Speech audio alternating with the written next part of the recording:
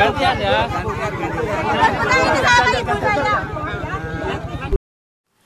Bismillahirrahmanirrahim. Assalamualaikum warahmatullahi wabarakatuh.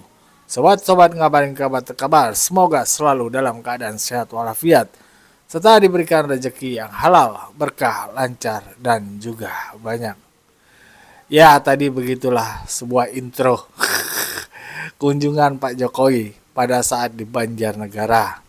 Bagaimana mak-mak pengen banget foto bareng, salaman, bahkan pengen meluk. Sayangnya nggak boleh sama pas pampres. Ya, itulah cinta masyarakat Indonesia ya kepada Pak Jokowi ya. Tentu saja Pak Jokowi merupakan salah satu tokoh atau mantan presiden yang sangat dekat dengan masyarakat. Walaupun beliau sudah tidak lagi menjabat sebagai presiden, masih saja masyarakat sangat cinta, suka sama Pak Jokowi. Ya, kali ini ada kabar terbaru nih dari Pak Hasto. Hasto yang keluar-keluar itu. Dibantu sama Bu Koni yang pengen ngeluarin video skandal korupsi di negara Republik Indonesia. Begitu katanya. Nah, ini ada dari suara.com. Hasto mangkir dari panggilan KPK. Wah. Aduh, Pak Hasto. Ada yang tahu nggak nih di mana Pak Hasto? Kalau nggak salah gue pernah dengar tuh ya, Bu Mega bilang, Pak Hasto ini sekarang lebih cengeng dari saya. Bentar-bentar nangis, bentar-bentar nangis. Iya. Ya masa lelaki cengeng, apalagi beliau kan sekjen PDIP, sekjen partai Banteng. Banteng itu melambangkan kuat, gagah, berani, gitu dong. Tapi masa dipanggil KPK aja jiper, ya nggak mungkin lah. Itu bukan karakter Banteng. Kalau gak Banteng, maju terus. Ungkapkan kebenaran ya. Ya, ini Hasto mangkir dari panggilan KPK, tapi PDIP janji bakal korporatif. Ya, mudah-mudahan payah gitu. Jadi Pak Hasto apa yang dikeluarkan di belakang layar atau di media-media sosial ataupun yang lainnya itu bisa membuktikan apa benar Pak Hasto itu bersalah atau tidak. Makanya cepet-cepet datang klarifikasi benar-benar. Ya kalau salah ya udah akui salah. Ya mau diapain lagi kalau udah salah ya, tinggal jalanin hukuman. Jangan di belakang teriak-teriak kriminalisasi, politisasi, tapi dipanggil KPK nggak datang. Pak Hasto memang hebat. Ya, Sekretaris Jenderal PDIP Hasto Kristianto absen dalam pemeriksaan yang dijadwalkan Komisi Pemberantasan Korupsi atau KPK pada hari Senin 6 Januari 2025. Ia beralasan menghadiri kegiatan dalam rangkaian hari ulang tahun HUT PDIP. Wah, kenapa milih itu ya? Milih lebih menghadiri HUT PDIP daripada datang ke KPK mengklarifikasi, menjelaskan apa yang terjadi. Masa iya Pak Hasto takut sih ketika datang di KPK tahu-tahu ganti baju. Ya nggak mungkin lah. Pak Hasto mah orangnya kan pemberani dia. Beliau tuh sekjen, teriak-teriak dari atas panggung, berani mengungkapkan kebenarannya. Begitu, harusnya sesuai. Tapi ini klarifikasinya ya, bahwasanya dikonfirmasi Ketua DPP PDIP Romi Talapesi yang menyebut Hasto tetap bersikap korporatif meski tidak menghadiri pemeriksaan hari ini. Sekjen Hasto Kristianto belum dapat memenuhi panggilan pada hari ini dikarenakan telah memiliki agenda yang telah terjadwal sebelumnya. PDI Perjuangan dan Bapak Hasto Kristianto taat pada hukum dan akan mengikuti semua proses hukum. Namun kami mohon kepada KPK untuk dapat dijadwalkan ulang setelah tanggal 10 Januari 2025 setelah peringatan HUT PDIP Perjuangan. Ya. kasihlah Pak KPK itu Pak Hasto. Panggilan kedua lah, dispensasi.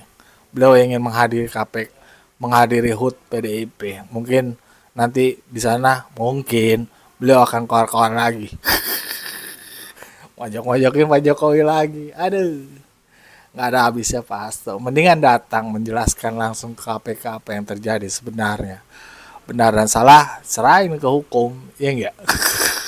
Kalau ada bukti Pak Jokowi terlibat atau keluarganya, tinggal kasih bukti-buktinya. Jangan disimpan di Rusia.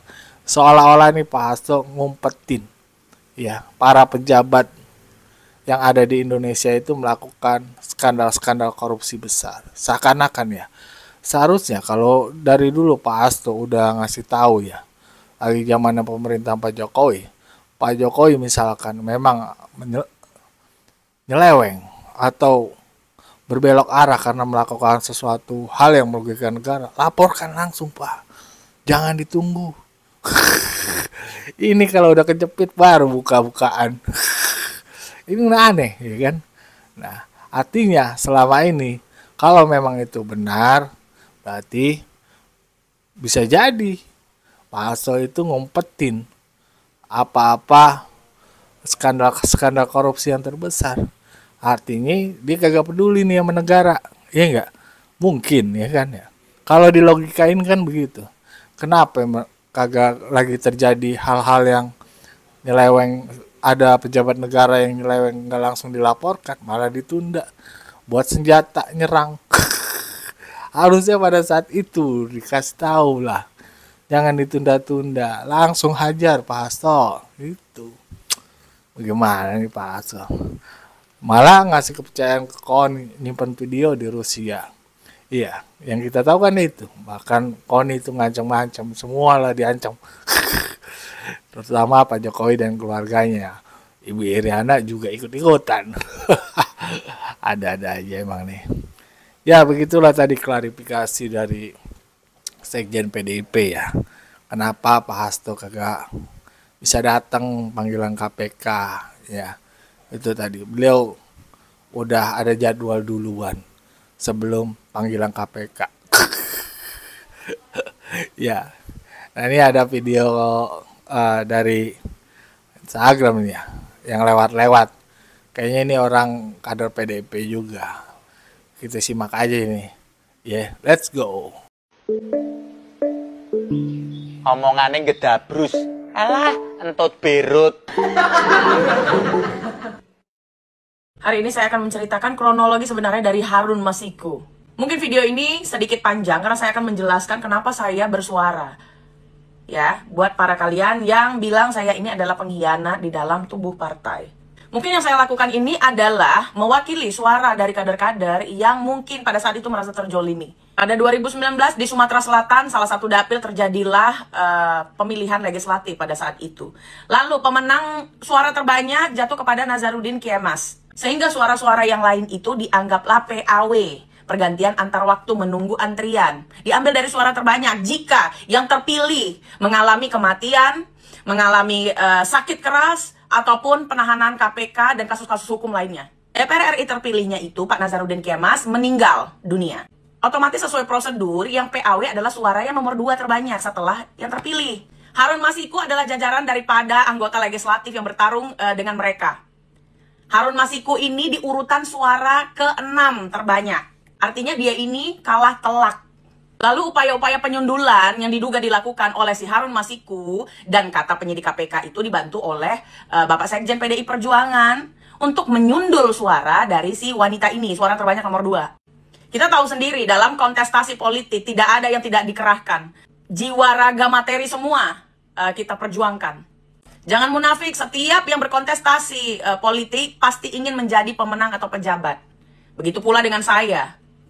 Kenapa saya meminta kasus ini diusut dengan tuntas? Karena Bapak Hasto itu adalah sekjen dari Partai PDI Perjuangan, di mana beliau bisa dikatakan sebagai bapaknya banteng-banteng se-Indonesia.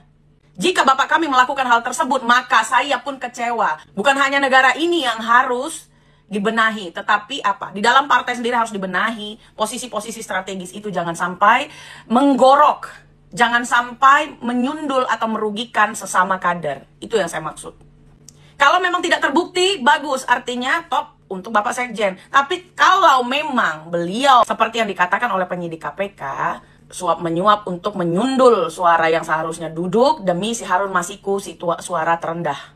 Ya saya sebagai kader juga pasti kecewa. Kalau ada vote kandidat sekjen lainnya, pasti saya tidak vote lagi bapak saya ini, Pak Hasto ya. Besok-besok kalau itu terjadi dengan kader-kader lain atau saya, yang memang terparkir sebagai antrian PAW ya. Jadi untuk di kasus ini, saya tidak membela Harun Masiku. Saya di kasus ini hanya menjadi pemerhati dan melihat. Sebagai kader baru, saya ingin melihat bagaimana sih senior-senior saya ini. Kenapa tidak dibicarakan di dalam saja? Kau pikir gampang ketemu sekjen, ha? Tidak. Bukan kau enak-enak kenal sama beliau minta ketemu, kau ketemu. Salah. Ya?